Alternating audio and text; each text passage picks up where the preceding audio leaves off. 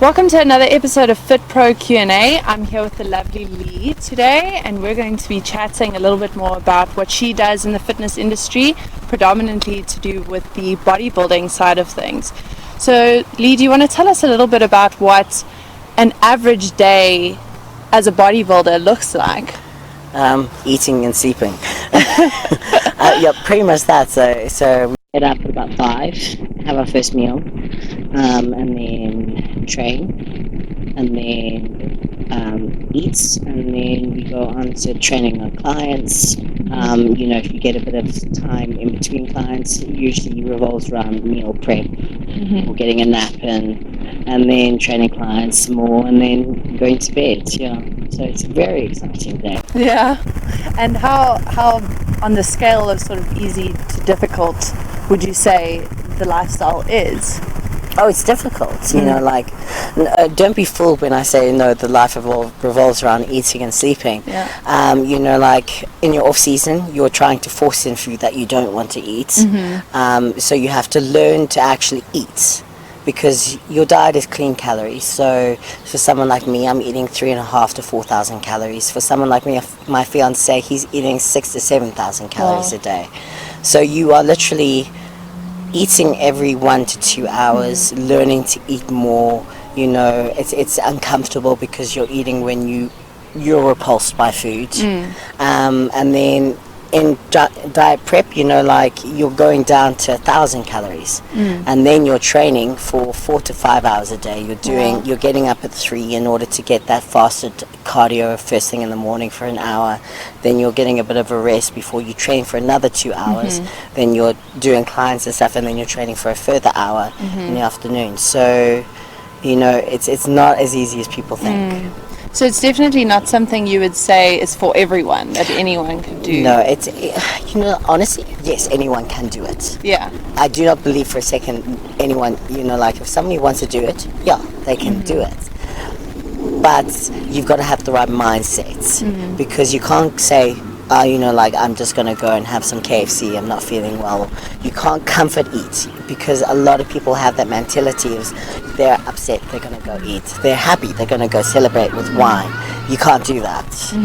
You're in bed by 8 because sleep is important. Sleep helps with growth and recovery. So you've got to get in like 8 to 9 hours a day. I know the one bodybuilder, he had to learn to sleep more. He had to sleep for 10 to 12 hours a day in order to get enough recovery to grow.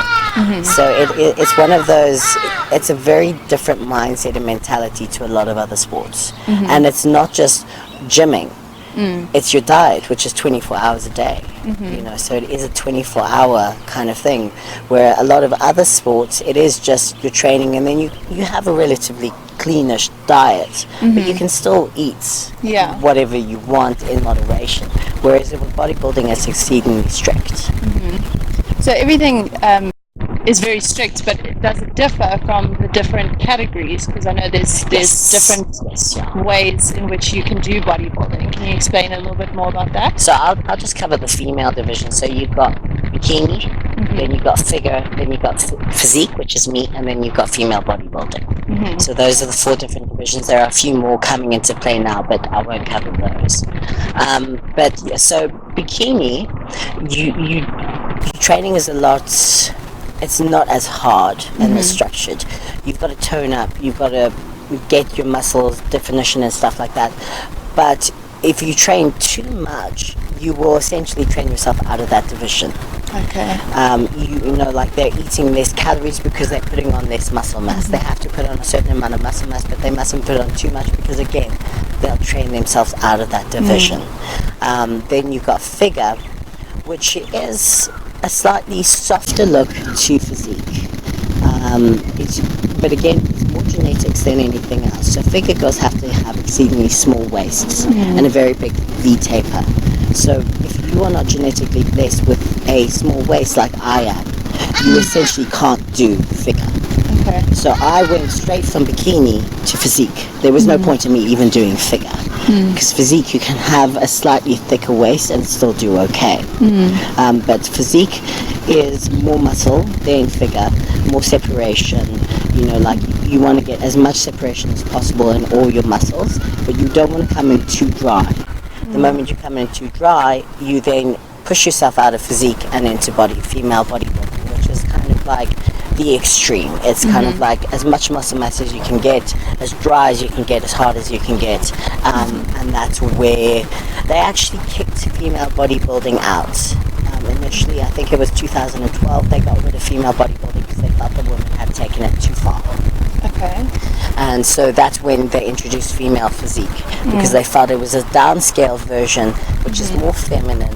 You look more feminine in physique than you do in female bodybuilding. I like female physique because you get the mandatory poses. So in every division you get the mandatory poses, which is kind of like front, side, back.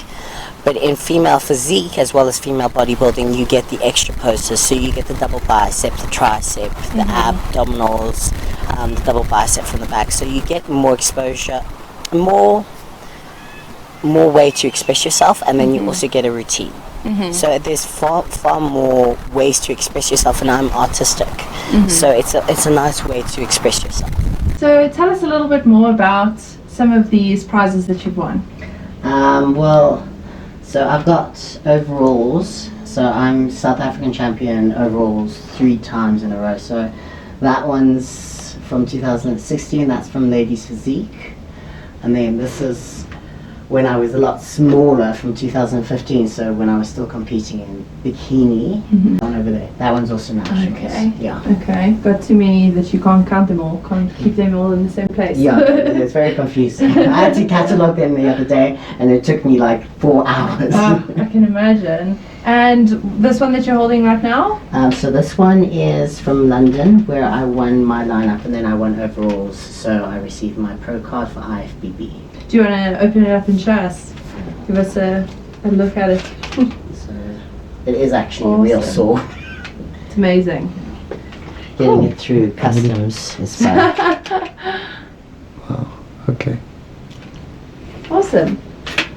You are going to an extreme form of fitness. Is it something that people have commented on in the past? Yeah, I mean, like I get both positive and negative. I get a lot of people who love the dedication and admire the level that you have to go to for women's physique, and then of course you get the negatives of, like you look like a man, ew, disgusting, like you don't look feminine anymore. And that is a personal preference, and I mean, I don't mind the way I look, and like there are people who don't mind it. My fiance that has no issue with the way I look, so like that's the only opinion that matters.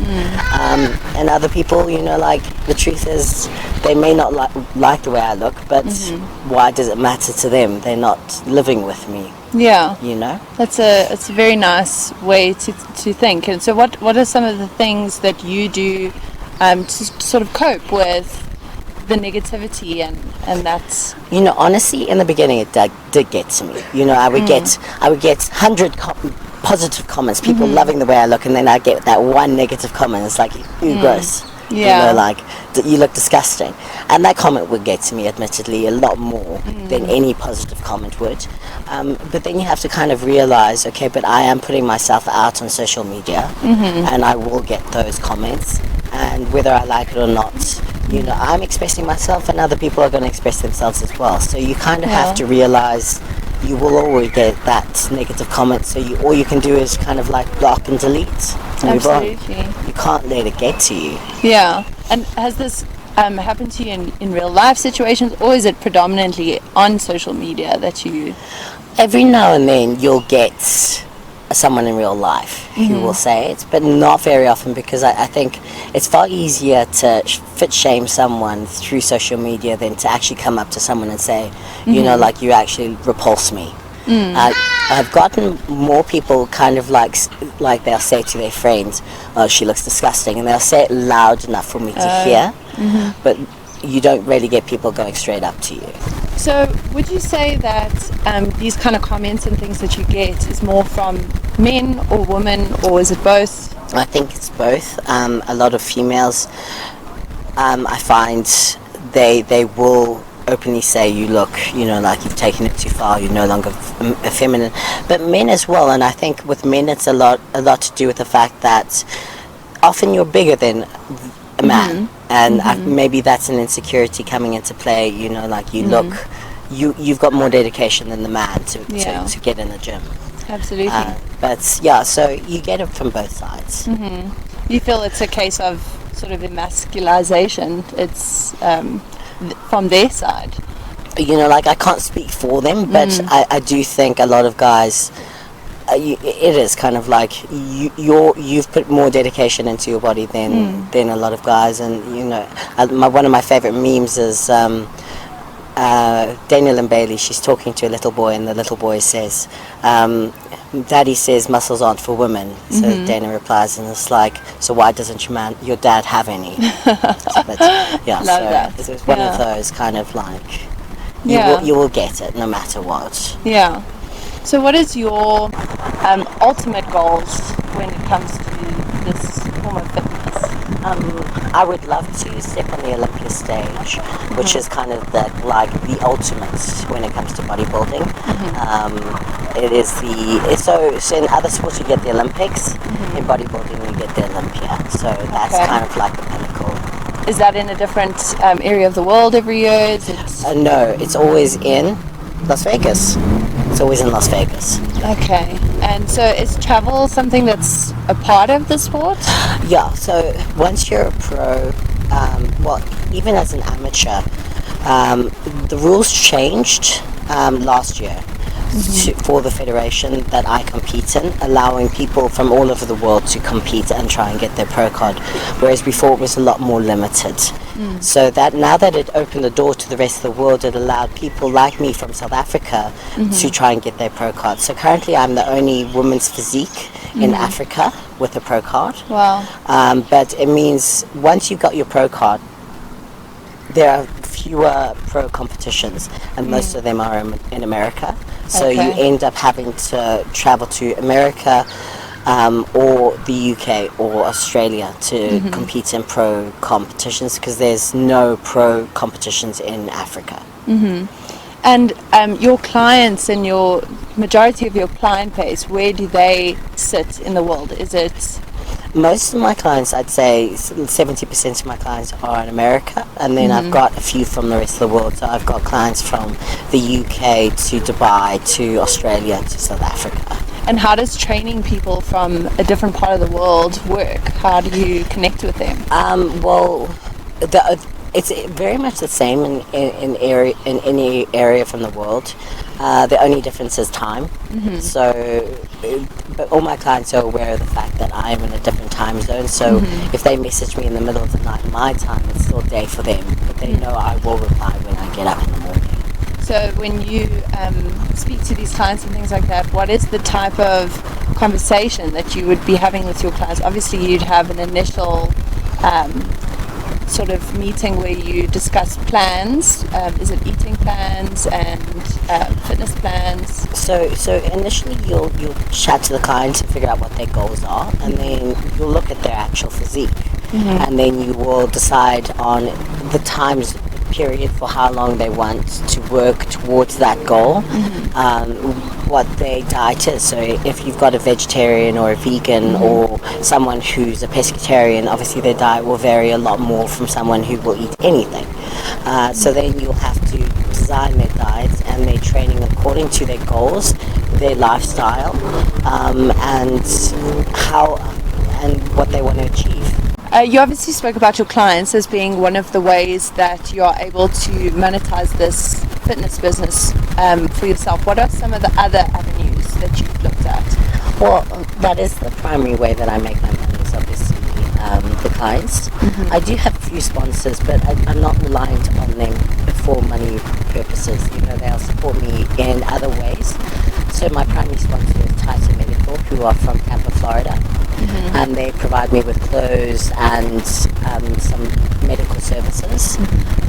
But obviously it's a little difficult when they're halfway around the world. And then I've got a few local sponsors as well. But again, my primary form of income are my clients. Is it necessary for competitions to have sponsors? Look, competing isn't the easiest or the cheapest, so having sponsors does help. So, for example, a bikini can cost 3 to 5,000 rand.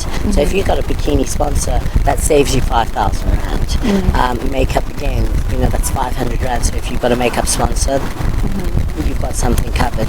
So it alleviates the pressure of costs for a competition. And the whole bodybuilding industry has turned into quite a massive thing around the world. How does a person get started in this whole thing? Like, what would your advice be to someone who wants to get started? Just start. Like, get in the gym.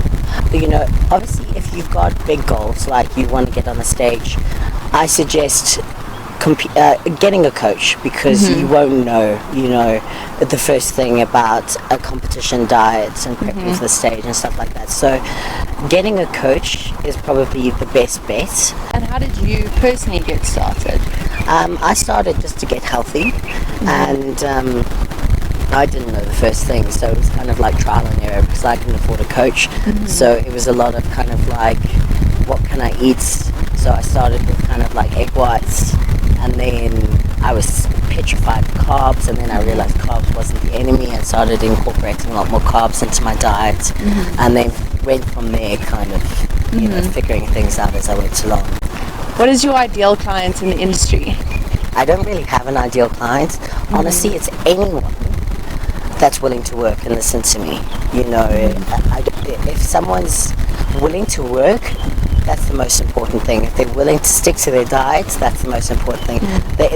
That's the ideal. But it's also someone who's honest and will trust me enough to help them reach their goals. And how do these people contact you if they'd like to? Most of them via email. So I get a lot of clients from Instagram and Facebook, and obviously from word of mouth. Like, one client will tell their friend, and their friend will contact me. And those links will be in the description below, so check them out. The email address is leelee, so it's leelee.binks@gmail.com, and then my social media links, so on Instagram it's @IFBB Pro, and Facebook just look up Lee Shoulder Cards. Thank you very much for joining us, and we look forward to all of your future endeavors, whatever it may be. And thank you very much, and thank you for having me on the show.